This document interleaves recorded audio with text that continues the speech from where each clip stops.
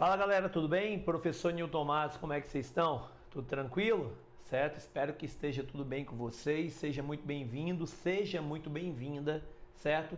Mais uma aula de história voltada para as carreiras militares.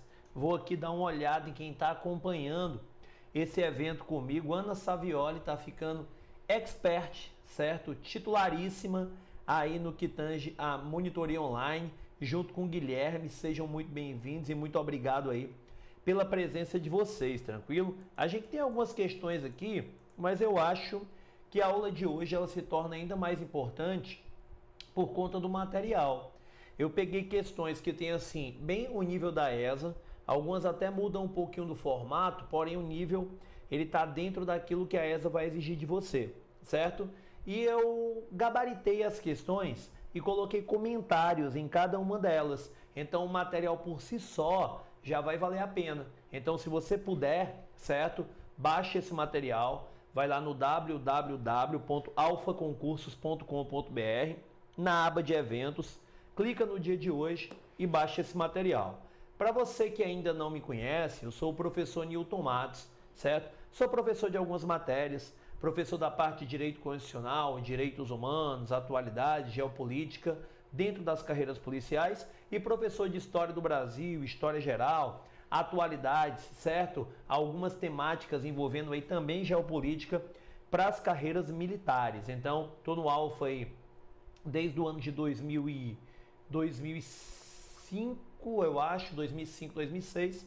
A gente está aqui trabalhando com vocês, já fui coordenador das militares e hoje estou aqui dando essa força naquilo que eu puder, né? Porque talvez você já esteja num nível tão bom em história que você não vai precisar muito da minha ajuda. Então vamos aqui para a nossa primeira questão. O que é que eu tenho aqui na nossa primeira questão, certo? Na formação do território brasileiro, nos séculos 17 e 18, as atividades econômicas da pecuária e da mineração foram responsáveis pela... Para começar, deixa eu te falar aqui, ó. Quando eu falo de economia colonial, você vai lembrar de três importantes ciclos econômicos. Três importantes ciclos econômicos. Quais são, Newton? O ciclo da cana-de-açúcar, certo? O ciclo canavieiro ou açucareiro, certo? O ciclo da pecuária, certo? O ciclo da pecuária e o ciclo da mineração, certo? Então, Newton, por favor, coloque aí com um termo mais próximo um do outro. O ciclo da cana de açúcar, o ciclo da pecuária e o ciclo da mineração, tá ok? Inclusive, certo? A pecuária, ela é uma atividade auxiliar no que tange ao ciclo da cana-de-açúcar e que ganha muito mais força a partir do declínio do ciclo da cana-de-açúcar. Newton, a cana-de-açúcar, ela vai ter muita força de quando a quando, ela continua tendo força. Mas dentro do período colonial, a gente vai ter o período que vai de 1530, com a expedição colonizadora do Martim Afonso de Souza, até o ano de 1654, ou seja, um pouquinho depois da metade do século XVII. Aqui, expedição do Martim Afonso de Souza, certo? E bem aqui, a expulsão dos holandeses do território brasileiro, mais precisamente do Nordeste brasileiro, ok? Newton, com o declínio da cana-de-açúcar, se inicia um processo que é chamado de processo de interiorização, certo? Da colonização. Esse processo aí, ele está ligado à segunda metade do século XVII e também ao século XVIII, ok? No caso do século XVIII, eu tenho principalmente aqui a mineração. Final do século XVII, início do século XVIII. Pegando o século XVIII, a primeira metade e a segunda metade são bem distintas. Na primeira metade, eu tenho o auge da mineração. E na segunda metade, eu tenho a crise dessa economia mineradora. Inclusive, boa parte dessa crise vai coincidir, certo, com o que você chama de período pombalino. Período pombalino, que vai de 1750 até o ano de 1777. Ok? Então, são algumas informações. Porém, a pergunta é bem direta. A pecuária e a mineração foram responsáveis, aí vamos lá, item A, construção de feitorias no litoral. Não. Isso aí é por conta do extrativismo do pau-brasil. Item B, conquista dos sertões, né? Conquista dos sertões. Aí eu não sei se você sabe, mas a palavra sertão, ela significa interior. E eu usei o termo interiorização da colonização, portanto, resposta correta, item B. Grilagem de terras, certo?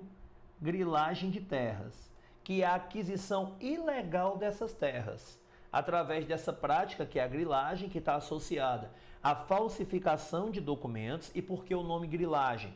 Porque esses documentos, para que eles pudessem parecer com documentos verdadeiros, eles eram colocados em gavetas e se jogavam grilos dentro dessa gaveta, para que o grilo, através das fezes e do raspar das suas patinhas, desse aquele documento um tom envelhecido.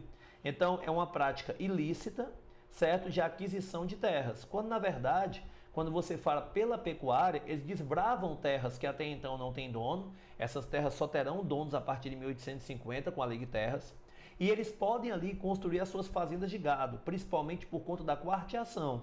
A cada 4 cabeças de gado nascidas vivas, dentro daquelas, cabeças que eram cuidadas pelo vaqueiro, uma pertenceria a ele. Então, efetivamente, grilagem de terras não responderia nunca a nossa questão.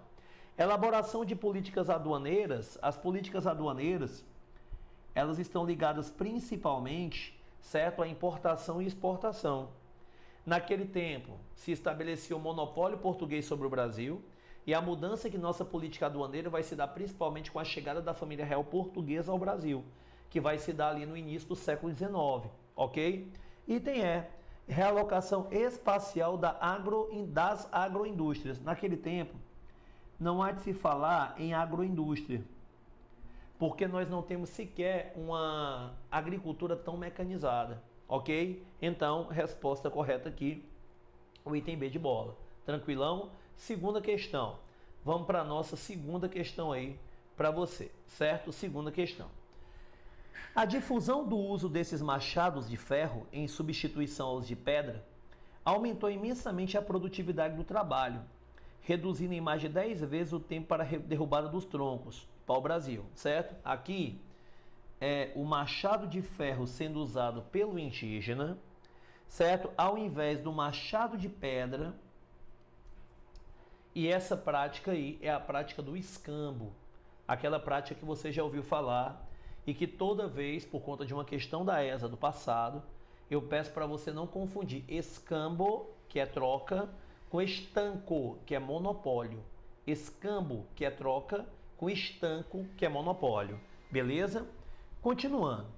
Não é, pois, de admirar que no século XVI, mais de 2 milhões de árvores tenham sido derrubadas e reduzidas a toras. Inclusive, você vai ver que ao longo do século XVI, eu vou ter aqui o agravamento de uma problemática que é pertinente até hoje, que são as questões ambientais ligadas ao desmatamento. O extrativismo do pau-brasil, ele tem sim muitas incursões históricas, muitas repercussões históricas, mas também tem repercussões em temas de atualidades que podem virar sim alvo aí da sua redação. Hoje você tem a luta pela preservação do que resta de Mata Atlântica em território brasileiro. Mata Atlântica esta que passou a ser efetivamente mais degradada a partir do início da colonização, principalmente ao longo ali do início do século XVI, entre o que você chama de descobrimento e o início da produção da cana-de-açúcar. Lembrando que o extrativismo do pau-brasil, ele sim ajuda no desmatamento, mas a cana, ela também não fica muito atrás. Haja vista que eu vou ter uma substituição da vegetação originária por uma vegetação oriunda aí dos interesses humanos. Então eu tenho uma ação antrópica ou antropogênica, ok? Continuando. Mas é também certo que os nativos souberam aproveitar a tecnologia dos instrumentos europeus para benefício próprio, incluindo machados e facas de metal, que nas suas guerras, quer nas atividades de subsistência. Então, muitas vezes, aquele presente dado pelo português para derrubar toras de pau-brasil era utilizado para se mostrar e se consolidar a força sobre uma tribo inimiga a atacando. Lembrando que no início do século XVI e ao longo de boa parte do século XVII, a proeminência, certo? A predominância da escravidão em território de América Portuguesa, o que hoje nós chamamos, certo, de parte do território brasileiro, era a escravidão indígena. Tranquilo? É um texto aí do Ronaldo Vanfas, no Dicionário do Brasil Colonial. E a gente continua aqui. O excerto, que nada mais é do que trecho de texto, o excerto caracteriza e tem a preocupação com o replantio das árvores pelos nativos e portugueses no primeiro século de colonização. Eu sei que a aula não é de atualidades, mas se fosse você, eu tomava um cuidado todo especial com algumas expressões que você considera sinônimas. Como, por exemplo, uma coisa é reflorestar, outra coisa é replantar. Certo? Newton, qual é a diferença? Quando eu falo de reflorestamento, eu falo da reposição do espécime nativo. Quando eu falo de replantio, eu falo muitas vezes de uma troca, certo? Do espécime nativo, aquele que compõe a floresta, por um que vai me dar aí efetivamente uma lucratividade maior na atividade comercial. Então, se eu troco uma floresta por grandes produções de cana, eu estou cometendo replantio, porque eu estou colocando uma planta no lugar daquela que foi derrubada, mas eu não estou promovendo reflorestamento, ok? No item A, eu acho que você deve ter notado que não tem nenhuma preocupação com o replantio de árvores pelos nativos e pelos portugueses, ok? Então o item A está errado. Item B, a assimilação de novas técnicas pelos indígenas, certo? Por favor, indígena é diferente de índio. Quem assiste minhas aulas sabe muito bem. O termo índio é pejorativo, certo? E ele dá a ideia de uma visão eurocêntrica. A partir do contato com os portugueses, no primeiro século da colonização. Newton, o que é assimilação? Eles passam a não só melhor entender, como a introduzir no seu dia a dia. E o próprio texto fala que eles estavam utilizando tanto para a derrubada de troncos de pau-brasil, que era de interesse português, como também, certo, nas suas guerras e nas atividades de subsistência. Então há uma assimilação, certo? Há uma incorporação dessas novas técnicas por parte dos indígenas. Portanto, resposta correta, o item B de bola. C. A sofisticação da técnica do plantio e da exploração de pau-brasil. Desde o início da colonização portuguesa na América, em nenhum momento nós nos referimos, certo, a questões ligadas ao plantio, mas sim ao desmatamento. Item D, a otimização da produção agrícola desenvolvida pelos portugueses. O que a gente está vendo aqui é o extrativismo e não a agricultura. Item E, a submissão da mão de obra nativa à escravidão na atividade econômica de extração de madeira territorial. Inicialmente, eu não tenho escravidão. O que eu tenho é o escambo.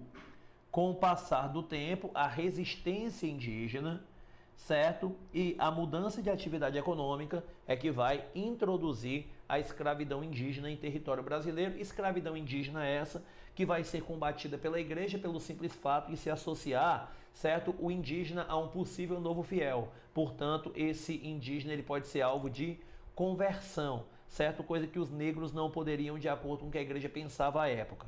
Tranquilo? Vamos aqui para a nossa terceira questão. Newton, durante o início da colonização do Brasil por Portugal, certo, teve-se a figura política dos governadores gerais. O primeiro governador geral que governou de 1549 a 1563 é o Tomé de Souza, 1553, é o Tomé de Souza, né? Eu tenho o Tomé de Souza, Duarte da Costa, o mais problemático, e o Mendes Sá. Aí eu tenho com o Tomé de Souza algumas informações, como por exemplo, né? Primeira coisa que você tem que entender, certo? O Tomé de Souza, ele é governador geral e ele vai ser responsável já no ano de 1549 pela fundação da cidade que será a nossa primeira capital, que é a cidade de Salvador. Lembrando que o Brasil, via de regra, certo, sem contar com a breve experiência em Curitiba, teve 3 capitais: 1549 Salvador, 1763, certo, Rio de Janeiro, ok, Rio de Janeiro. Lembrando, pessoal, que o Rio de Janeiro era uma espécie ali de unidade neutra, certo? O Rio de Janeiro era a capital do Brasil e só.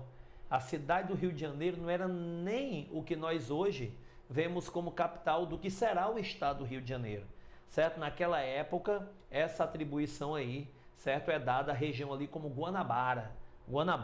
É por isso que a gente fala da invasão dos franceses à região da Guanabara, ok? A região da Guanabara. E depois, na década de 60, certo? Com o término de sua construção, Brasília. Ok? Então tivemos Salvador como nossa primeira capital, sede da administração portuguesa ao longo de boa parte do período colonial, certo? E a fundação dessa cidade está com Tomé de Souza. Também temos aqui a chegada, certo, dos primeiros jesuítas com Tomé de Souza. Eu tenho a chegada dos primeiros jesuítas, como é o caso, por exemplo, do Manuel da Nóbrega. Ok? Lembrando que esses jesuítas, eles adentram o território brasileiro na busca da catequese dos indígenas. É um contexto que, se eu fosse você, por mais que na sua prova só seja cobrada história do Brasil, eu tentaria entender, certo? A Europa está passando por uma grande transformação de caráter cultural e que, sim, influencia no campo religioso. E essa grande transformação se dará também pelo surgimento de religiões que passam a rivalizar, certo, com a Igreja Católica, como é o caso, por exemplo, do luteranismo a partir de 1517, religião criada aí por Martinho Lutero. Newton é o caso do calvinismo, depois do anglicanismo. E a Igreja Católica ela vai perdendo fiéis, porque muitos fiéis não concordavam mais com o pensamento da Igreja de condenação da usura, de prática do nicolaísmo, que é a vida mundana do clero, certo? A venda de indulgências. Então, com o passar do tempo, pessoas só se mantinham ligadas à igreja porque acreditavam que ela era o único caminho, instrumento, canal, portal de salvação. Mas a partir do momento que novas igrejas são criadas, a possibilidade de salvação ela meio que é deslocada. Então, outras igrejas também podem salvar. Inclusive, algumas igrejas dizem que algumas interpretações elas são equivocadas. Quando você diz assim, ó, ninguém vai a Deus senão pela igreja, certo? Eles acreditam que essa igreja significa a palavra de Deus. Então ninguém vai a Deus senão pela palavra de Deus. Então reduz um pouco aí o papel da igreja, fazendo com que assim os indivíduos eles se sentissem um pouco mais confortáveis para buscar essas novas religiões. Isso são aspectos que eu considero relevantes, mas não são talvez os mais relevantes. Tem muitos indivíduos que veem, por exemplo, no calvinismo, aí dependendo da região da Europa, puritanismo, presbiterianismo, huguenot, né? Dependendo da região da Europa, eles veem uma religião que ampara os seus anseios. Muitos têm a mentalidade burguesa e querem enriquecer. E parte desse enriquecimento vem através do lucro. Então, assim, a condenação ao lucro fácil pela igreja, né? Para eles incompatível com os anseios, com a felicidade, certo? Que eles querem, ok? Então, Tomé de Souza é o primeiro governador geral. Aí depois eu tenho o Duarte da Costa, depois eu tenho o Mendes Sá, certo? Cuidado, pessoal. Eu tenho aqui as capitanias hereditárias. Ok? Muita gente acha que o governo geral, certo? Ele ele acabou com o sistema de capitanias hereditárias. E não é bem assim, certo? O que ele fez foi centralizar a administração. Muitas capitanias não prosperaram, algumas sequer receberam a visita de seus donatários, como é o caso da capitania do Ceará, que foi doada a Antônio Cardoso de Barros, que no Ceará não pisou. Ok? Então essas capitanias já tinham status de capitania real. Então essas capitanias agora ficavam subordinadas ao governo geral, que centraliza a administração das capitanias hereditárias. As capitanias hereditárias, elas vão ser extintas durante o governo de Marquês de Pombal, que a gente já citou na aula de hoje, quando elas passam a ser efetivamente capitanias reais. E elas só deixam efetivamente de existir, certo? Ali no período da independência brasileira, ok? Assim como o governo geral só deixa de existir a partir do momento que a família real portuguesa está no Brasil, porque aí eles passam a ser os grandes dirigentes, certo? Daquilo que é o projeto colonizador do território brasileiro. Então, questão simples aqui, o governador, o primeiro governador geral é o Tomé de Souza, depois o Duarte da Costa. É com o Duarte da Costa que eu tenho problemas, certo? Entre os grandes fazendeiros brasileiros e o governo geral. E é durante o governo dele que se inicia a invasão francesa na região da Guanabara, certo? Mas é com o governo do Mensah e seu sobrinho Estácio de Sá que esses franceses vão ser expulsos e depois tentam novamente, por pelo menos mais 2 vezes, ocupar o território brasileiro. Em 1612, no Maranhão, com a França Equinocial, esse primeiro projeto da região da Guanabara é a França Antártica. E depois, através da pirataria, na própria cidade do Rio de Janeiro. Beleza? Mas a terceira questão, também resposta correta, o item A de avião, ok? Já eu converso com vocês. Deixa eu só ver se tem alguém falando, perguntando, né? Sara Rodrigues, tudo bem? Reflorestamento, Floresta da Tijuca, escambo, monopólio, Tainá já está aí, muito obrigado, Tainá, certo? Geanderson, né? Município neutro. Foi questão do ano passado, Geanderson, essa aqui? Massa, cara. Tô aqui, eu botei aleatoriamente, eu fiz um filtrozinho aí em alguns aplicativos que eu tenho, e eu botei todas as diretrizes ali para ter um nível parecido com o nível da ESA, então que bom, porque assim a gente tem certeza que a gente acertou, tranquilo? Então vamos lá, vem comigo. Próxima questão, quarta. Ordenou o rei, no caso aqui o rei Dom João III, né? Rei Dom João III, também conhecido como o colonizador, certo? Rei Dom João III, o colonizador. Ordenou-se que se povoasse esta província, repartindo as terras por pessoas que se lhe ofereceram para as povoarem e conquistarem à custa de sua fazenda. Fazenda aqui, pessoal, foi até uma pergunta feita por um aluno na aula presencial que eu dei na última, acho que sexta-feira. Fazenda tem uma ideia de economia, finanças. É por isso que a gente tem o Ministério da Fazenda. O termo fazenda é de uma tradição, né, de uma cultura portuguesa. Então, quando ele diz assim, ó, a custa de sua fazenda é às custas de seus próprios recursos, ou seja, de maneira privada. Continuando. E dando a cada um 50 léguas por costa com todo o sertão. E você já sabe que a palavra sertão significa interior. São cismeiros das suas terras e as repartem pelos moradores como querem, que são as famosas sesmarias, certo? Todavia, movendo-se depois alguma dúvida sobre as datas, que são os lotes, ok?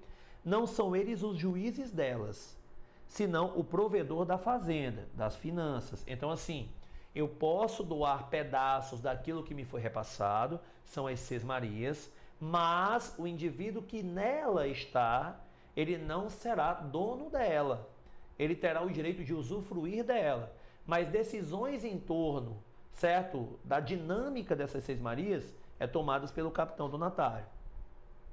Nem os que as recebem de sesmaria têm a obrigação de pagar mais que dízimo a Deus dos frutos que colhem.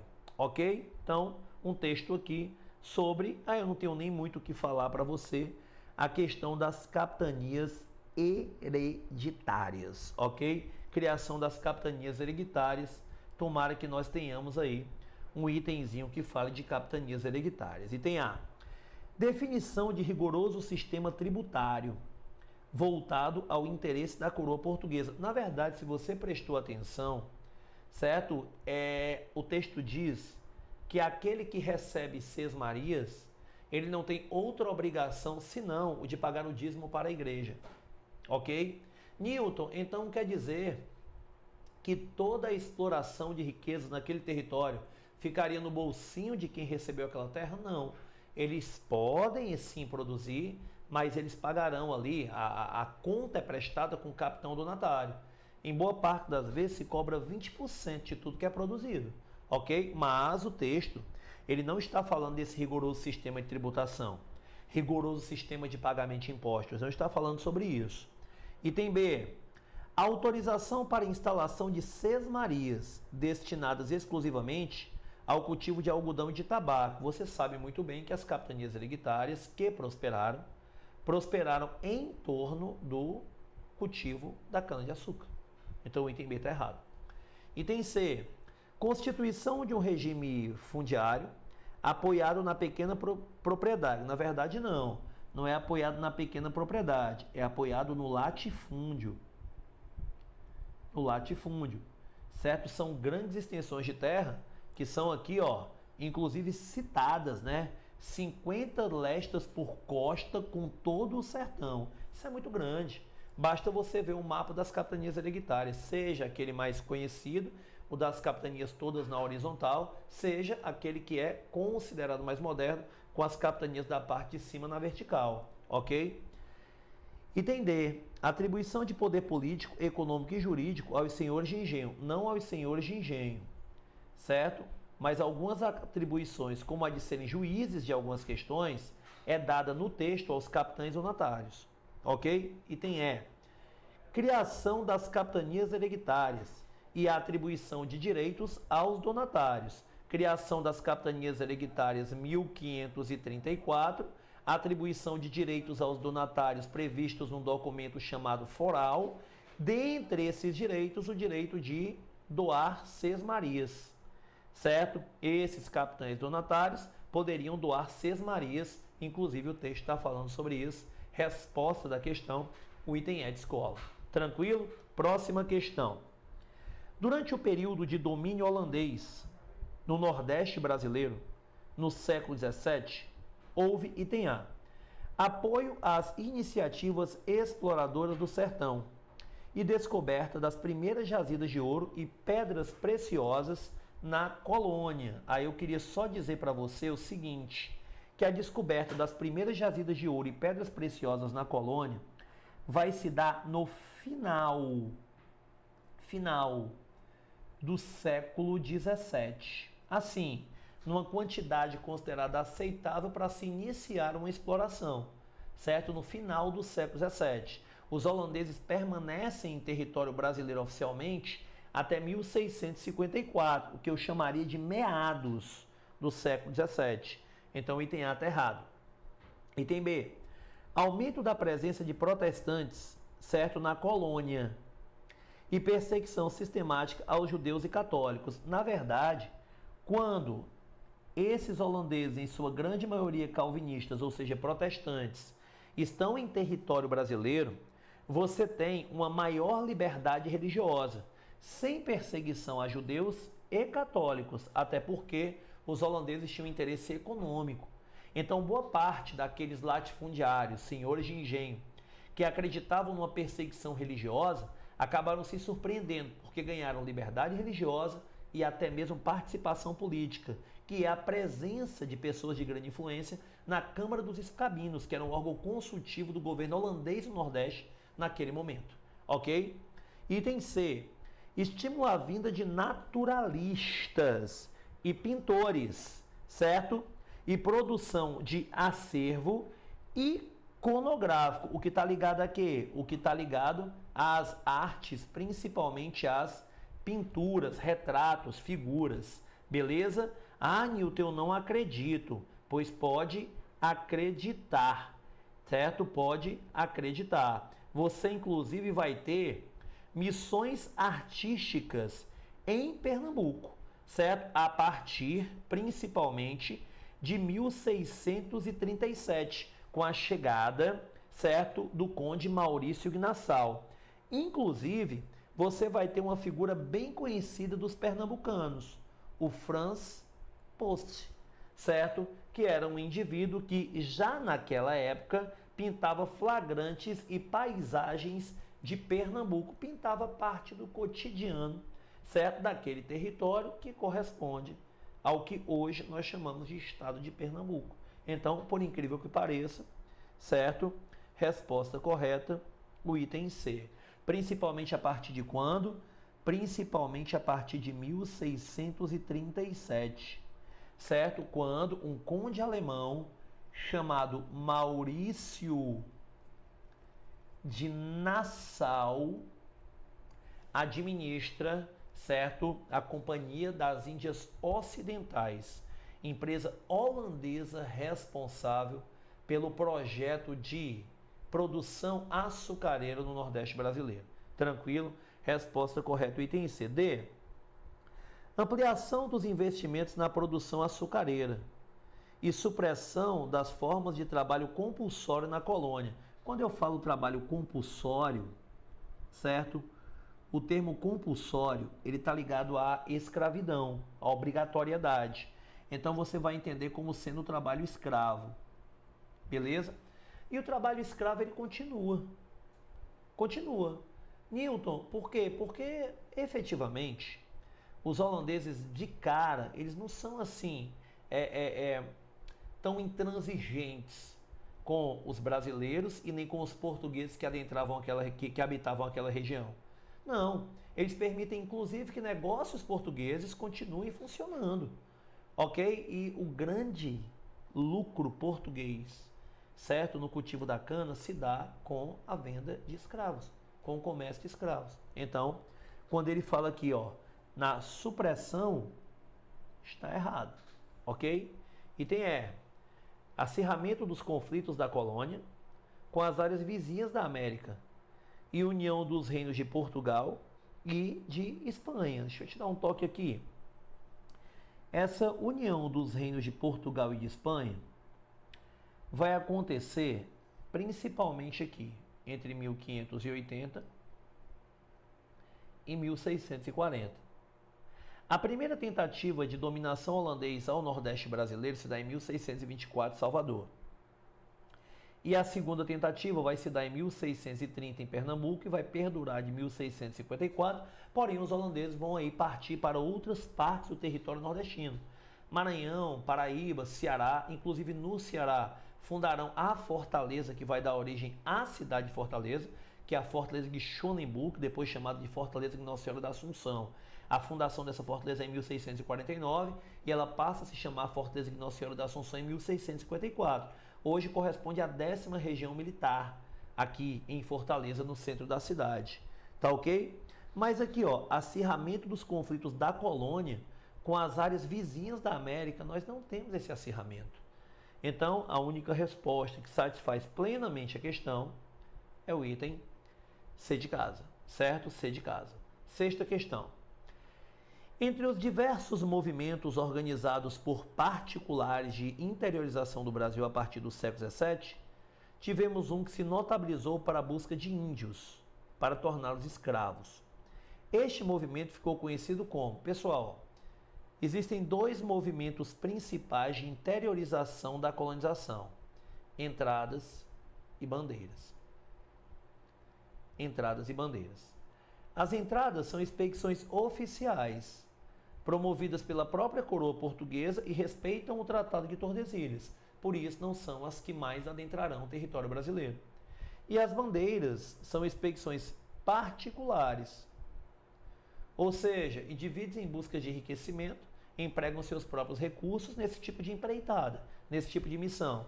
E eu tenho vários tipos de bandeira, como por exemplo, certo? As bandeiras de prospecção, que são bandeiras em busca de metais preciosos, certo? Eu tenho sertanismo de contrato,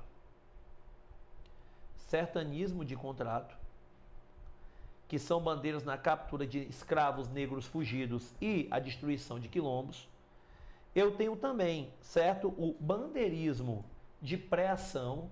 Newton, bandeirismo de pré-ação? Exatamente, bandeirismo de pré-ação. Newton, o que é que significa esse bandeirismo aí de pré-ação? É o bandeirismo que se notabiliza, desculpem, vacilei aqui, É o bandeirismo que se notabiliza, certo? Pela busca de índios para torná-los escravos. Nota aqui, ó, tem uma pegadinha bem aqui. Eu não estou em busca de fugidos, escravos que fogem para tentar se livrar dessa escravidão. Não. Eu vou em busca aqui principalmente de índios libertos, que eu quero torná-los escravos. O nome desse tipo de bandeira é o bandeirismo de pré-ação. Hoje, né, mais conhecido. Mas quando caiu a primeira vez, foi um Deus nos acuda. Porque pouca gente conhecia essa bandeira, achava que era sertanismo de contrato. Então muita gente veio aqui, ó. Muita gente veio aqui. Certo? Escravismo de conquista não existe, ou pelo menos eu não conheço. Extrativismo sertanejo não tem nada a ver. Certo? Entradas são expedições não particulares. Então ficaria sertanismo de contrato e bandeirismo de apreensão. O sertanismo de contrato é para a captura de negros fugidos. Certo? Escravos em geral. Resposta correta, o item A de avião. Encerrada a sexta questão. E aí, pessoal? Algum problema? Essa questão é do ano passado também? Eu acho que sim, essa sexta questão. Eu resolvi essa questão aqui quando eu fiz um evento com provas anteriores. Tranquilo? Daniel Camilo, na primeira expedição holandesa, não teve total sucesso pelas táticas de guerrilha. Também, quando eles foram expulsos de Salvador, mas eles ainda conseguiram aí passar aí do ano de 1624 a 1625 em Salvador. Certo? Geanderson Oliveira, Daniel Camilo, Kleber Araújo, Tainá, muito bem-vindos. Certo? Gostaria muito que, se vocês pudessem, obviamente, vocês compartilhassem a nossa live. Então, clica aí no botão compartilhar, manda para os grupos que vocês têm nos WhatsApps, faz um story aí, né? Faz um story aí, aqueles bumerangues aí, certo? Assistindo a aula. Eu sei que muitos de vocês não querem contar da sua vida para os outros, mas é só para a gente trazer mais gente e sempre ter aí esses eventos gratuitos também voltados para as carreiras militares aqui no AlphaCom. Para quem está chegando agora, professor Newton Matos, a gente colocou 20 questões, não sabe se vai dar para responder tudo, a gente já está na sexta, né? Não está dando só gabarito, a gente está comentando cada questão.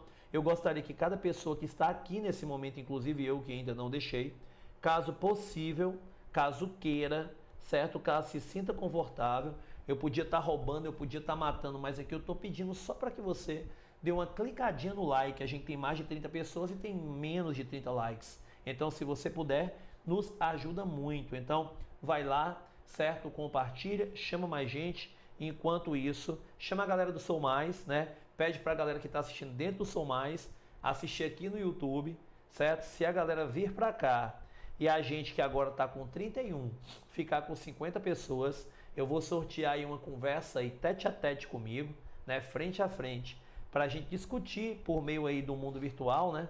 A melhor forma de se preparar para disciplinas de história, geografia e como prever boas temáticas de redação, tranquilão? Então, chama a galera, tem 31 agora, se chegar a 50, aí eu faço esse sorteiozinho. Então vem aqui comigo, próxima questão, sétima questão. Sabemos que a expansão bandeirante deveu seu impulso inicial, sobretudo à carência em São Paulo de braços para a lavoura, ou antes a falta de recursos econômicos que permitissem à maioria dos lavradores socorrer-se da mão de obra africana. Falta de recursos que provinha, por sua vez, da falta de comunicações fáceis ou rápidas dos centros produtores mais férteis e não mais extensos, situados no Planalto, com os grandes mercados consumidores, aí um trecho, né? um pedaço aí da obra, certo, do Sérgio Buarque de Holanda, obra conhecidíssima, o livro Raízes do Brasil, ok?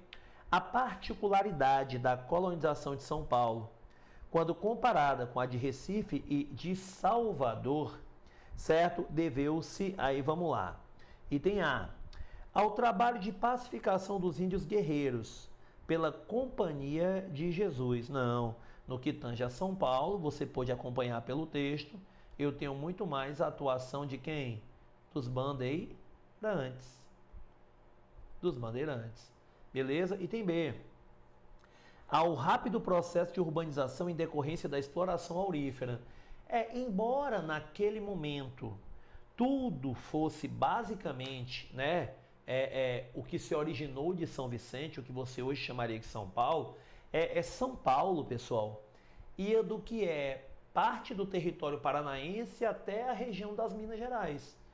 Inclusive, aquilo que é muito lucrativo durante o período colonial, que é o ouro, que é a prata, certo? É descoberto por bandeirantes paulistas.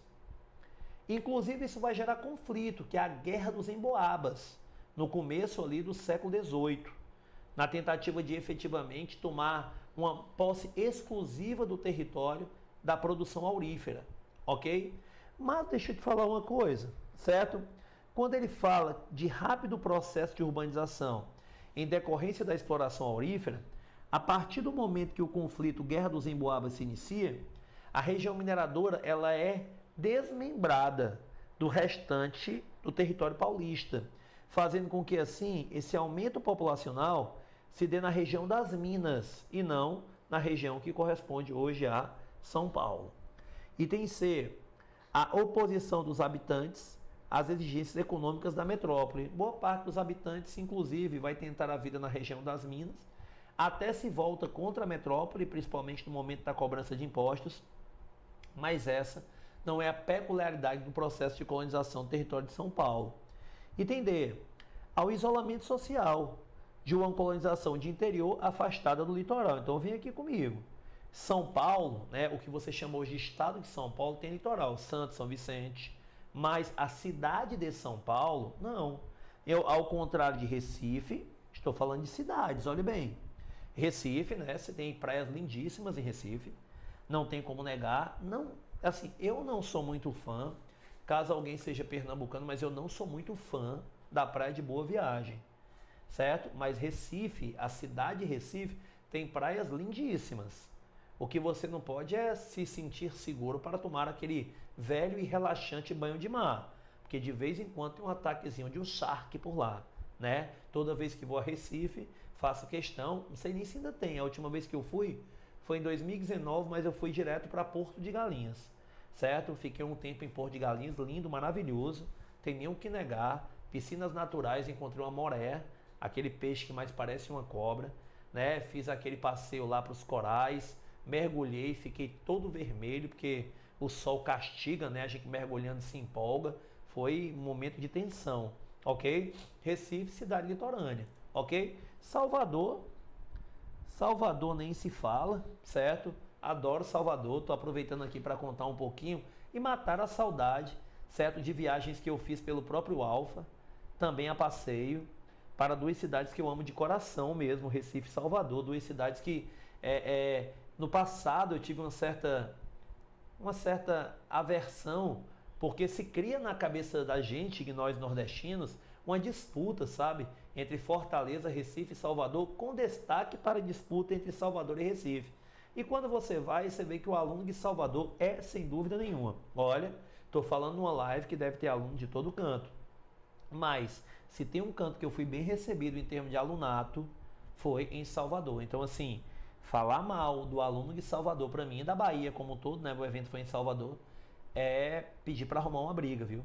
Principalmente porque, vamos ver se eu recordo aí das expressões, né? O aluno de Salvador, o aluno da Bahia é barril dobrado, viu? É barril dobrado. E para o pessoal de Recife, né?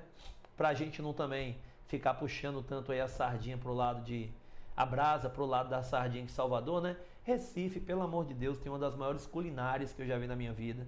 E se tem uma coisa que eu adoro quando vou a Recife é comer aquela carninha de bode, né? Porra, meu irmão, carne de bode me foi apresentado pelo professor Ítalo Trigueira. Então, Nilton, não quero saber das suas viagens. Pô, cara, não é isso. É para você ver como o Brasil é diverso e também para que você se sinta bem. Porque quando você for aí, né, concursado, quando você for, né, sargento, tira um tempinho, vai viajar. Você já vai viajar tanto quanto como militar, mas vai viajar, vai conhecer o Brasil, né? Eu já fui aqueles caras bestões que toda vida que ia programar uma viagem tinha que ser para fora do país. E, cara, vai conhecer Goiânia, vai conhecer Curitiba, vai conhecer Salvador, Recife, Maceió, linda demais. Vem conhecer Fortaleza, aproveita, dá o toque no Instagram, vamos tomar uma cerveja. Se você ainda não puder beber, você toma um suco, come uma tapioca, toma uma cerveja, certo? Vamos fazer isso, cara, vamos conhecer o Brasil, vai conhecer Manaus, vai conhecer Belém, certo? Vai no polo gastronômico que você encontra perto do mercado do Ver o Peso, certo? Em frente ali ao Rio Guajará. Vai conhecer, cara. É massa, viu? Você vai ver como é massa. Então, com relação a São Paulo, a gente tem essa particularidade de não ser uma cidade litorânea, ok? E tem a inadaptabilidade das espécies vegetais tropicais ao clima temperado. Meu irmão, não entendi foi nada que ele falou, mas eu creio que você entenda que São Paulo não é alheia, certo? Totalmente diferente a ponto de espécimes vegetais não se adaptarem ao clima e solo. Pelo contrário, a cana-de-açúcar vai se adaptar muito bem, principalmente em Pernambuco e em São Paulo, que são distintas, inclusive em região. São Paulo hoje no que nós chamamos de Sudeste, Recife hoje no que nós chamamos de Nordeste. Tranquilo? Perfeito? Então, sétima questão foi para a conta, oitava. Se vamos à essência na nossa formação, veremos que na realidade nós constituímos para fornecer açúcar, tabaco, na realidade nos constituímos para fornecer açúcar, tabaco, alguns outros gêneros. É a famosa vocação agroexportadora, certo? Que não existe. Assim, deixa eu explicar o que é que eu digo que não existe, né? Newton, vocação agroexportadora. Tem duas formas de você analisar esse termo. Como se nós tivéssemos nascidos para aquilo, uma predestinação. Isso não acontece. Como se nós tivéssemos facilidade e recurso. Aí sim, isso acontece. Mas vocação agroexportadora no sentido de predeterminação, não. Beleza? Não. Beber só uma aguinha aqui.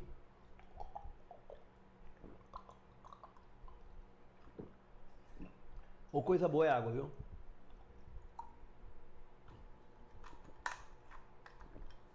Eu voltei do treino, né? Até postei uma fotinha agora e já vim preparar os slides, que eu mando o material antes, mas os slides eu preparo uma horinha antes, sabe? E eu já corri para dar aula, pô, tô com uma sede do caramba. Vamos lá. Nos constituímos para fornecer açúcar, tabaco, alguns outros gêneros, mais tarde ouro e diamantes. Depois algodão e em seguida café para o comércio europeu, né? Formação do Brasil contemporâneo, o autor é o Caio Prado Júnior. Você sabe que a cada livro indicado, certo? Aumenta a minha biblioteca, porque eu vou atrás desses livros. Alguns eu já tenho, porque são clássicos, como é o caso do Raiz do Brasil, certo? Mas tem um e outro que eu não tenho ainda, né? Sobre o sentido da colonização do Brasil, é correto afirmar que... Aí você viu que a gente leu sobre uma ideia de vocação agroexportadora, né? Permitiu o desenvolvimento de um extenso parque industrial. Quem é meu aluno já sabe. Tivemos surtos industriais no Segundo Reinado e na República Velha. 1844 com a Tarifa Alves Branco, 1914 com a Primeira Guerra Mundial. Porém, processo efetivamente política industrializadora, nós só tivemos na Era Vargas. Só na Era Vargas. Tranquilo? Então, permitiu o desenvolvimento de um extenso parque industrial? Está errado. Item B. Caracterizou-se pela forte presença da mão de obra assalariada. Está errado. Mão de obra escrava. Esteve voltado principalmente para o mercado externo. Opa, meu bebê. Aí é só você ver, ó. Certo? Para o comércio europeu. Ok? Resposta correta, o item C de casa. Ok? D. Baseou-se na produção de manufaturas têxteis e alimentares? Não. Têxteis não. Garantiu a expansão da pequena propriedade? Não. Investimos pesadamente nos latifúndios. Resposta correta, o item C de casa. Nona questão. O que é que eu tenho aí na nossa nona questão? Opa, peraí que tem uma perguntinha boa aqui. Vou querer responder aqui. Deixa eu colocar aqui no chat. Jean Anderson, certo? Maria Louca proibiu tudo. Exatamente. Só que lembre muito bem que a Maria A, que você chama de louca, né? Proibiu ali por volta de 1785, certo? Mas esse alvará, o alvará de 1º de abril, ele foi revogado, né? Foi revogado pelo Dom João VI. durante a sua passagem pelo território brasileiro, ok? Durante a sua passagem. Inclusive, esse é o alvará de 1º de abril, certo? Deixa eu ver aqui no chat aqui as perguntas, certo? As perguntas aqui. O Gianderson, ele está perguntando aqui, certo? Se dá para conciliar. Se dá para conciliar Polícia Penal do Ceará, ESA com Polícia Penal do Ceará ou Guarda Municipal de Fortaleza. Cara, Gianderson, não. Óbvio que, assim, diga-se de passagem, né? Se você tiver... Assim, me diz um pouco aí, Gianderson, de como é a tua rotina. Tu ainda estuda em escola ou tu só nesse momento está se dedicando à tua atividade de concurseiro? Ou você trabalha e estuda, certo? Trabalha, eu digo, né? Tem uma atividade que te remunere, estuda ainda em escola. Eu tenho que saber como é a tua rotina.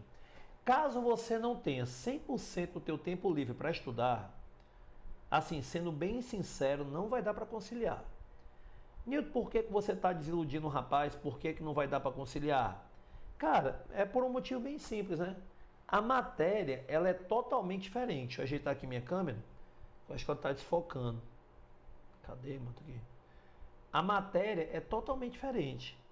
Aliás, entre guarda municipal e polícia penal, a gente já vai ter algumas diferenças. Deixa eu aqui ajeitar o foco da minha câmera.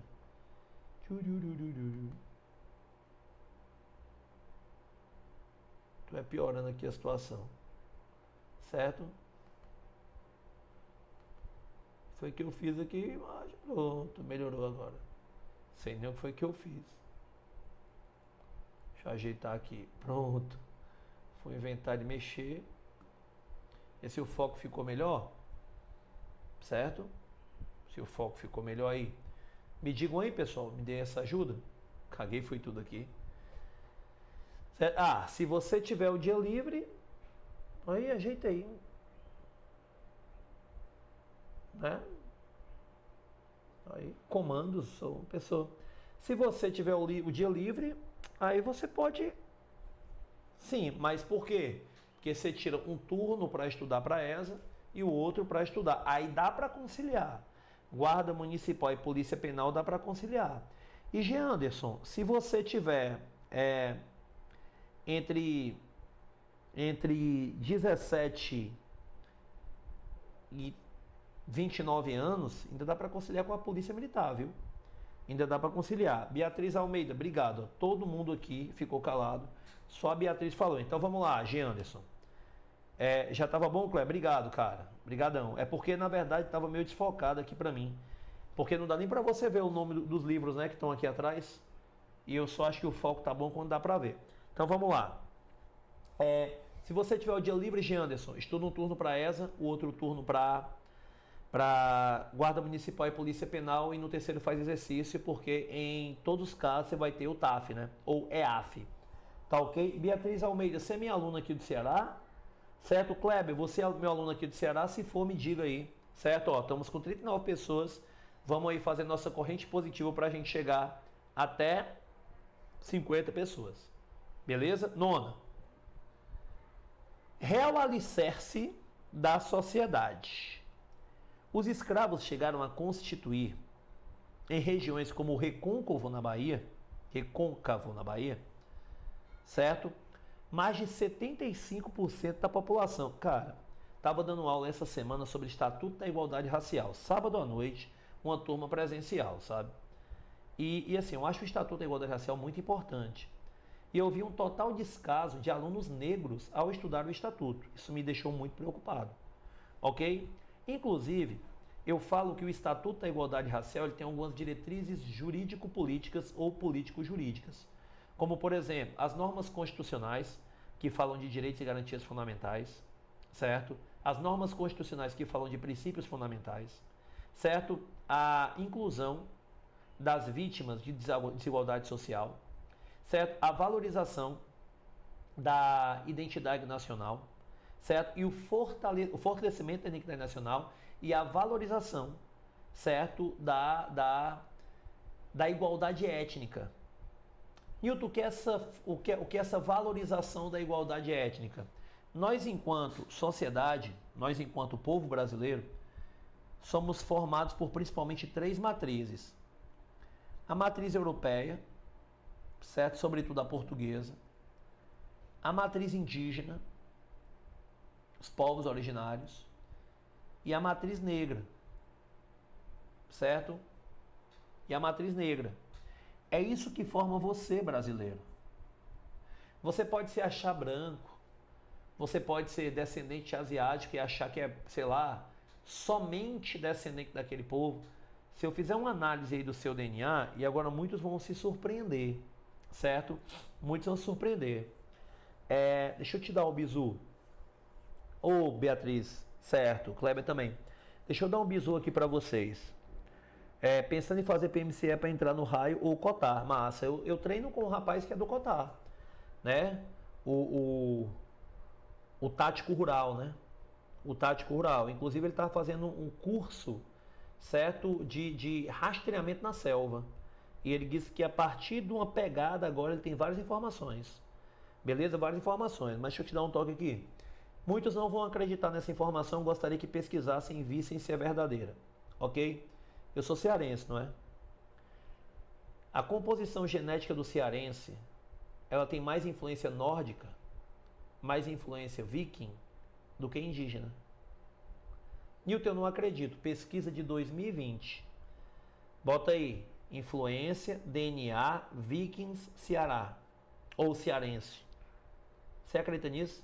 Pois é, meu amigo. Sua origem, ela ainda é muito pouco conhecida por você. Mas nós temos essas como três grandes principais matrizes. Três grandes principais matrizes na composição da identidade, não só, certo, genética, como cultural brasileira. Como cultural brasileira, ok? Vamos lá. Desde o início do século, bem aqui, ó. Volta, bebê. Desde o século XVI e até a extinção do tráfico em 1850, pela lei Eusébio de Queiroz, o regime demográfico adverso verificado entre os cativos, em razão das mortes prematuras e da baixa taxa de nascimento, levou a uma taxa de crescimento negativo. Você sabia que isso também é uma forma de resistência, né? Suicídio, aborto, inclusive muitos índios se suicidavam comendo terra. Certo? Muitos índios perdem totalmente o gosto pela vida, é o banzo, o mal da África, que hoje seria o que nós chamamos de depressão, e por um motivo muito justo, né? Pelo amor de Deus, o cara é retirado do seu convívio e vem para ficar numa situação subhumana em um continente que ele nunca pisou, ok? A variação demográfica indicada no excerto, certo? Provocou, que no caso aí, meus queridos, certo? É no trecho do texto, certo? Provocou. Item A. A proibição das punições físicas e a melhoria no tratamento destinado aos escravizados. As punições físicas perduram até o fim da escravidão em 1888. Acredite se quiser. B. O surgimento de leis destinadas à redução do uso de escravizados nas lavouras de cana. Não. Nós temos leis que são leis para inglês ver, como é o caso da Lei Rio Branco, certo? 1771. Da Lei Saraiva-Cotegipe, 1785. Lei Rio Branco, a Lei do Ventre Livre. Saraiva-Cotegipe, Lei de Sexagenário. Eu não estou pedindo a redução do escravo nas lavouras. Eu estou criando critérios para que o escravo ele fosse liberto. No caso da Lei do Ventre Livre, né, da Lei Rio Branco, é absurdo, né? O escravo, vem para cá, Carol. O escravo, ele ficava, certo? Efetivamente, trabalhando nas terras do senhor até completar os 21 anos. Depois ele ser entregue ao governo e o proprietário que o explorou por esses 21 anos recebeu indenização pela sua liberdade. Falar o quê, né? O item B está errado. O item B está errado. Não tem como você negar. Tranquilo? O item B está erradíssimo. Ok? Erradíssimo. Item C. o apoio da coroa portuguesa ao apresamento e à escravidão de indígena, né? De indígenas. Não, né? Você lembra que o único caso em que os indígenas poderiam ser escravizados durante muito tempo eram as guerras justas. A escravidão indígena ela vai ser extinta durante o governo de Marquês de Pombal, inclusive através dessas guerras justas. Item C, né? Item D, a necessidade constante de importação de mão de obra de africanos escravizados. Para quem não sabe, o Brasil é o país que mais recebeu, certo, escravos no mundo. Quando eu falo escravos, né? Escravos negros de origem africana. Tranquilo? Resposta correta. O item D de dado. Item E, o estímulo à imigração e a transição para o trabalho assalariado nas cidades e no campo. Isso não vai se dar a partir de 1850. Isso vai se dar a partir de 1888 com a abolição da escravidão. Porque ao invés de reaproveitar o escravo, agora como assalariado, se investe na atração dos imigrantes também por outra prática. A prática da eugenia, a tentativa de embranquecimento da cor de pele dos membros de nossa sociedade. É isso mesmo. Isso que você acabou de ouvir. Por isso, pessoal, uma coisa que eu vou dizer para vocês, né? Surgiu dúvidas, escreva aqui no chat, beleza. Deixa eu dar um toque para vocês. Muitas vezes as pessoas elas costumam defender determinados posicionamentos amparados na lei. Óbvio, a lei é um excelente norteador e o principal norteador. Não há dúvida disso. Certo? A lei, em um Estado democrático de direito, principalmente no Estado democrático de direito, que deve ser uma lei justa e que garanta, no mínimo, certo, um olhar sobre a dignidade da pessoa humana, ela deve sim ser o maior parâmetro. Mas também, muitas vezes, conteste, certo? Critique, discuta sobre o teor de nossas leis. Porque não é porque está na lei que teoricamente é justo ou que moralmente é certo. Ok? Basta você ver, um dia a escravidão esteve na lei. E nem por isso foi certo, pelo menos por um dia sequer, manter um homem numa situação de submissão a outro homem. Então, o fato de estar na lei não significa dizer que é moralmente correto, ok? Então, sempre que você, como aluno brilhante que é, como aluna brilhante que é, certo? Puder, pare para pensar, será que eu estou, certo, sendo forçado a aceitar? Ou será que realmente aceitar é uma coisa correta? Pessoal, a gente fez foi reduzir o número de pessoas, viu? Vamos lá, 50 pessoas para sortear uma mentoriazinha comigo. Então, resposta correta, o item D de dado, né? Nona questão, 10ª agora, né? Privado o Brasil do mercado geral das nações e, por conseguinte, certo, da sua concorrência, que encarecia as compras e abarataria as vendas, nenhum outro recurso lhe restava senão mandar suas mercadorias aos portos da metrópole e estimular, assim, cada vez mais, a sórdida cobiça e prepotência de seus tiranos, né? Você notou que a autora, a Miriam Donikoff, né, História do Brasil e Império, ela está dizendo que não havia escolha, que o Brasil teria que mandar seus produtos para a metrópole e que a metrópole negociava esses produtos. Então havia um monopólio. Você conseguiu entender isso, né? O excerto, o trecho retirado de um manifesto enviado pelo príncipe regente Dom Pedro, que depois se transformaria no Dom Pedro I, certo? As Nações Amigas em 6 de agosto de 1822, item A. Lembrando que 6 de agosto é antes de 7 de setembro, né? Então a gente ainda não era independente. Faltava um mês e um dia. Defende a formação de um império luso-brasileiro como alternativa à condição colonial. Você entendeu isso do texto, pessoal? Vamos ler de novo, porque eu não entendi nada disso no texto. Privado o Brasil do mercado geral das nações e, por conseguinte, da sua concorrência que encarecia as compras e abarataria as vendas, nenhum outro recurso lhe restava senão mandar suas mercadorias aos portos da metrópole e estimular assim cada vez mais a sorte da cobiça e prepotência de seus tiranos. Na verdade, o que eu tenho aqui, pessoal, é uma crítica, certo, ao exclusivo metropolitano. Exclusivo metropolitano. Ok? Então vamos pegar uma questão em torno disso. O item A não tem nada a ver, ele está errado. Item B. Contesta a liderança política e comercial dos Estados Unidos no continente americano. Está errado também, pessoal. C. Valoriza os princípios do mercantilismo. Não. Um dos princípios do mercantilismo é o pacto colonial. E ele está criticando. Item D. Identifica o pacto colonial como um instrumento de opressão e exploração. Pacto colonial e exclusivo metropolitano é a mesma coisa. E a crítica é justamente sobre essa opressão e exploração.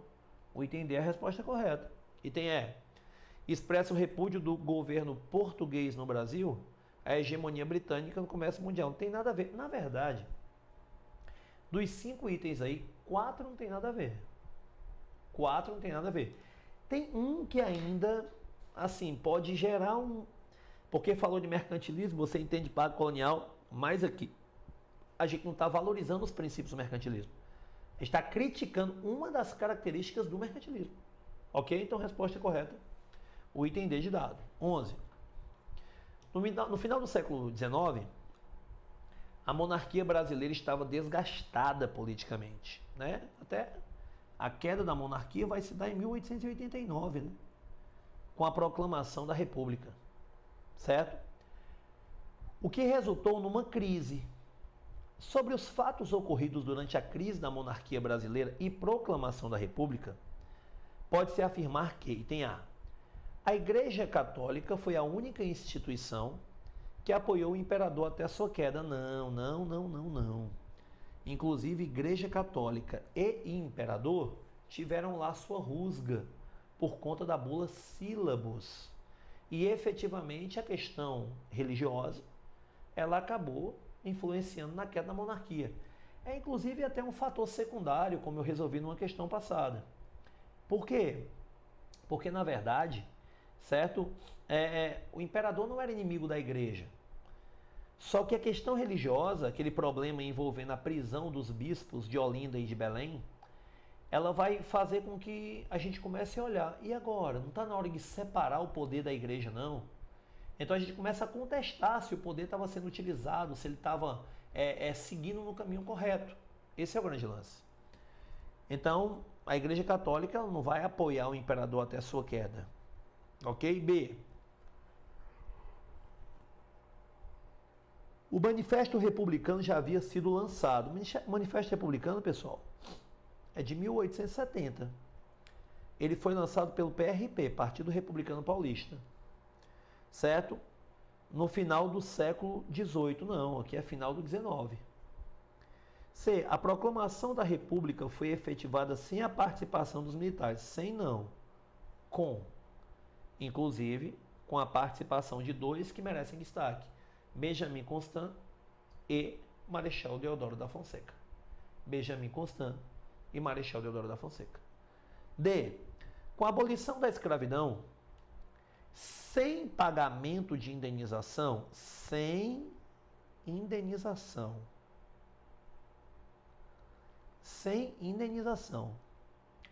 muitos senhores de escravos passaram a apoiar a causa republicana. Quem já é meu aluno sabe, são chamados de republicanos de última hora, porque se sentem traídos pelo imperador, haja vista que a pressão pela abolição da escravidão era muito grande, tanto por ex-escravos, quanto por escravos, quanto por parte da elite iluminada, certo? Que adentra aí o pensamento mais liberal europeu, certo? Quanto pela Inglaterra. Então a abolição da escravidão era uma questão de tempo, já passava do tempo, inclusive. Só que se queria a cartada final. Opa, vamos fazer daquilo que é inevitável uma forma de lucro. E vamos exigir o pagamento em indenização. Como não veio, ficaram contrários. A forma de governo brasileiro era a monarquia. Imperava a Constituição de 1824. Então, qual é o regime de governo, certo? Perdoe. Qual é a forma de governo que se contradiz a monarquia, a república? Por isso que eles passaram para o lado republicano. Resposta correta, o item D de dado. O governo monárquico não reagiu à situação difícil que se encontrava. Reagiu, inclusive tentando adotar medidas como a troca de gabinete. O que não houve foi a reação de Dom Pedro II após a deposição. Ok? Mas no finalzinho, eles ainda tentaram aí promover uma medida aqui ou outra acolá. Tranquilo? Vamos lá? Tranquilão? Vou deixar vocês fazendo agora uma questão, ok? Enquanto eu vou pegar só mais um pouquinho d'água. Daniel Camilo, questão escravocrata. Certo? Sim. Alguém teve a mensagem excluída, não sei porquê. Eu vou deixar uma questãozinha para vocês e você vai ter 1 minuto para me responder. Então vai lá, responde enquanto eu vou pegar água.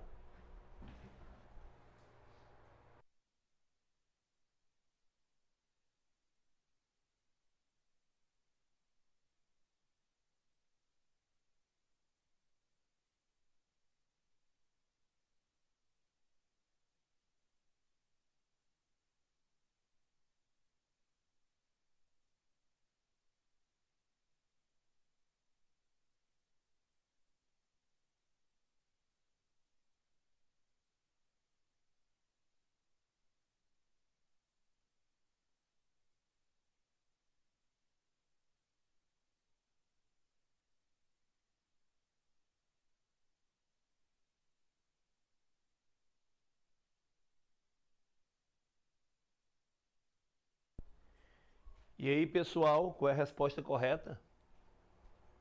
Quero que vocês me digam aí. Vou olhar aqui no chat quem está respondendo.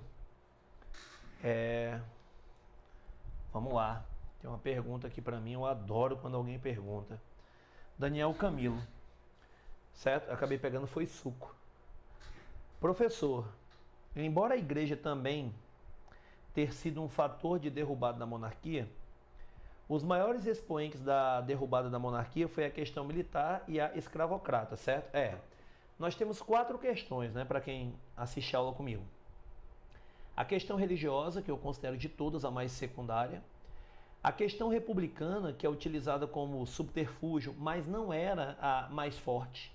Para ter noção, era um número muito pequeno de deputados dentro do Brasil Império que defendiam a causa republicana.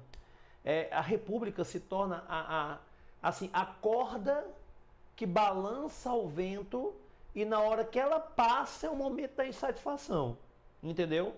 São principalmente a questão abolicionista, alguns professores e autores chamam de escravocrata, e a questão militar. Então, eu considero que a crise ela se dá principalmente após o fim da Guerra da Tríplice Aliança, também conhecida aí pejorativamente como Guerra do Paraguai. Ok? Então vamos lá. Resolver a questão 12. Considerando a passagem do século XIX, vou pegar a canetinha aqui, do século XIX para o século XX, pode-se afirmar que o final do Império Brasileiro foi marcado pela intensa luta de escravizados e libertos, pelo fim da escravidão, né? Eu acho que sim, você não tem o porquê dizer que aqui nós não temos uma luta, é um movimento de resistência. Agora, Newton, eu queria que você me desse bases concretas. Te dou. A proclamação da República se dá em 1889, né? O dia 15 de novembro de 1889. Será que não é muita coincidência, não? O ano de 1888, mais precisamente o dia 13 de maio, ter sido o ano da famosa Lei Áurea, certo? O imperador, quando simplesmente negou certo, aos militares mais aproximação, mais influência, ele não negou porque era louco. Ele negou porque ele sabia que tinha alicerces muito fortes ao lado dos cafeicultores, principalmente. E que esses cafeicultores não queriam tanto a participação militar, porque eles poderiam opinar mais do que deviam, ou deveriam, o futuro do pretérito, mais do que deveriam, certo, nos rumos políticos do Império. E bastava, certo, de influenciadores do imperador, a elite cafeicultora. Só que quando a escravidão foi abolida, os militares já insatisfeitos, certo, viram o grupo que alicerçava o imperador também insatisfeitos. Então o imperador perdeu seus pilares, certo? Os militares após a Guerra do Paraguai e os cafeicultores com a abolição da escravidão. Então essa luta, certo, entre de escravizados e libertos pelo fim da escravidão, responderia perfeitamente à questão. Item B, pelo movimento tenentista, república oligárquica. Item C, voto de Cabresto, república oligárquica. Item D, pela reforma agrária e pela reparação aos afrodescendentes. Aí, meu irmãozinho, eu acho que é coisa da nova república. E E, pelo acolhimento constitucional do voto feminino. Aí era Vargas. Ok? Então, resposta correta no item A de avião. Eu consegui te responder direitinho aí, ô Daniel? Se eu tiver conseguido, eu vou ficar muito feliz. Você me diz aí, tá ok? Vamos para a questão de número 11. Tomar meu suco aqui.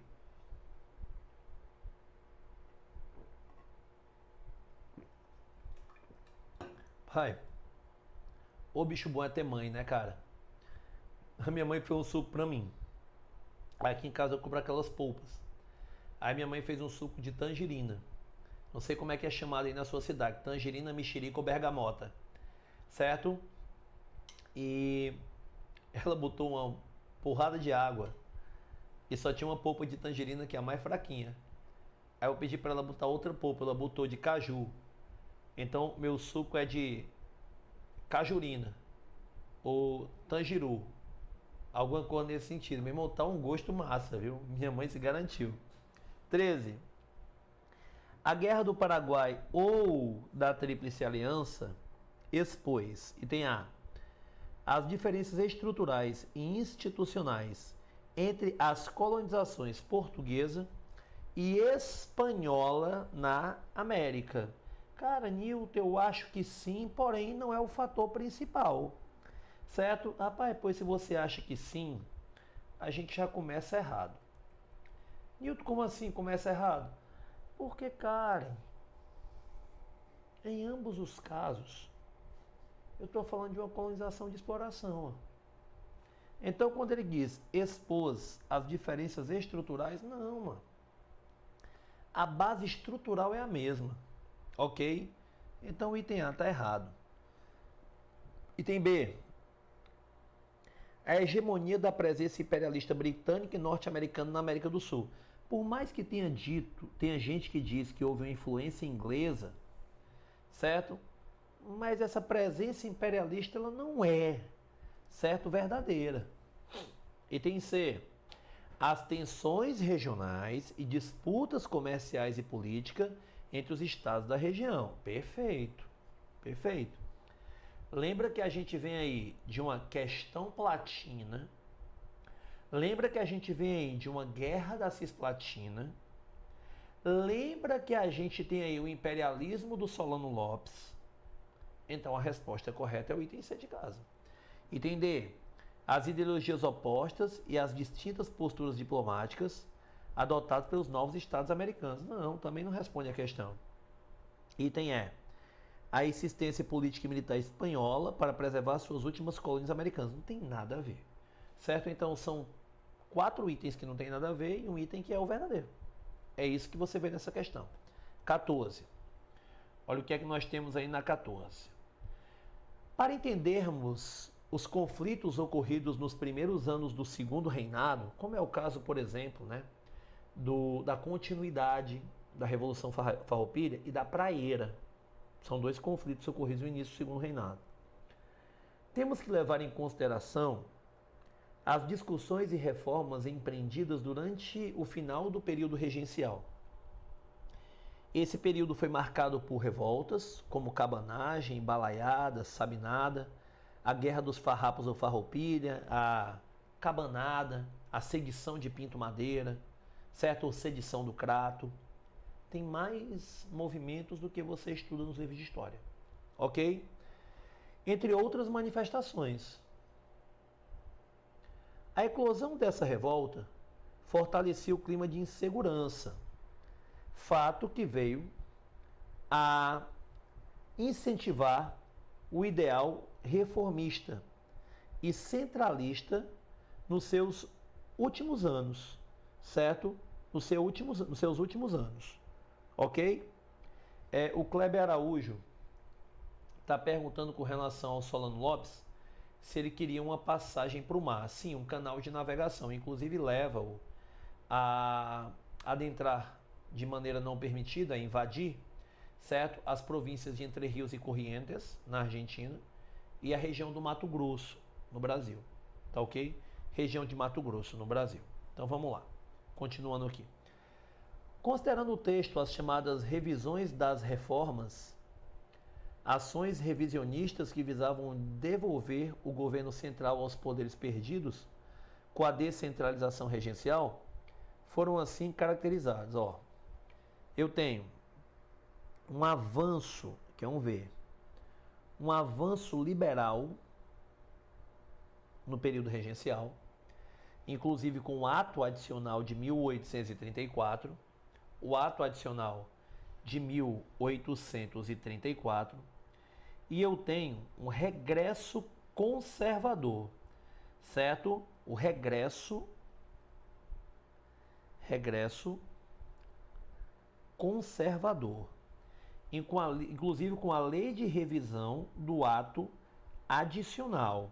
Lei de revisão do ato adicional, certo? Newton, a lei de revisão, sim, lei interpretativa do ato adicional, do ano de 1840, certo? Do ano de 1840.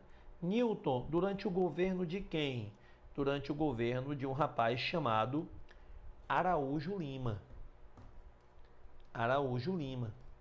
Então, o Araújo Lima é responsável pelo regresso conservador.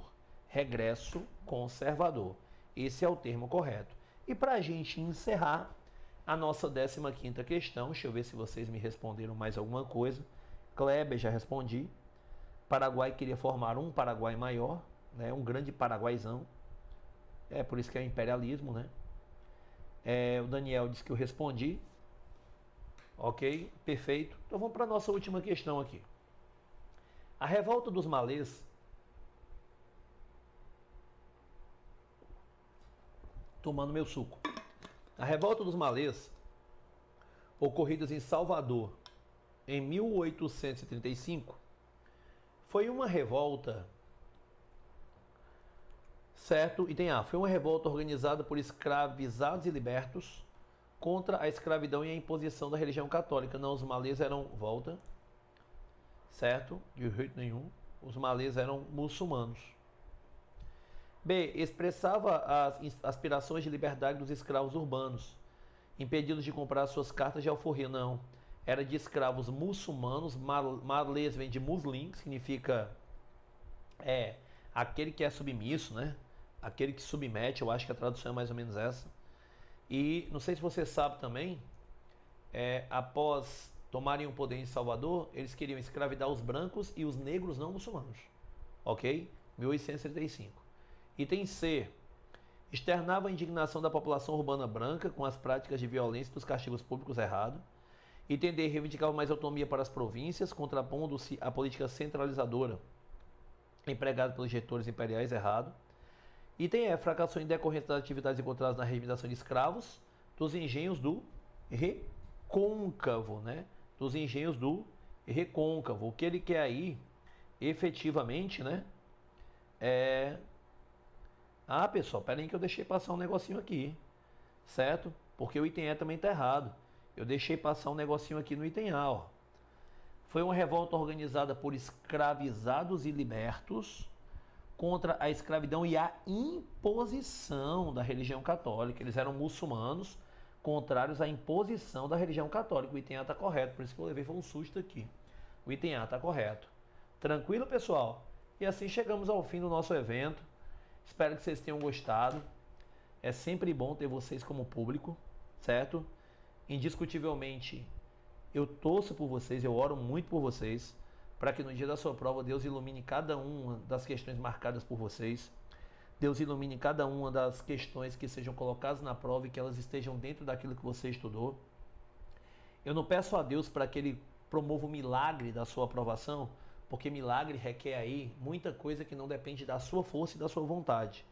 E eu sei que você está no caminho certo e que você vai conseguir, indiscutivelmente, independente de qualquer coisa, essa vitória, porque ela vai mudar tanto a sua vida, quanto a vida de sua família, quanto a vida das pessoas próximas, mesmo não familiares, e vai mudar até mesmo a vida daquela pessoa que te odeia.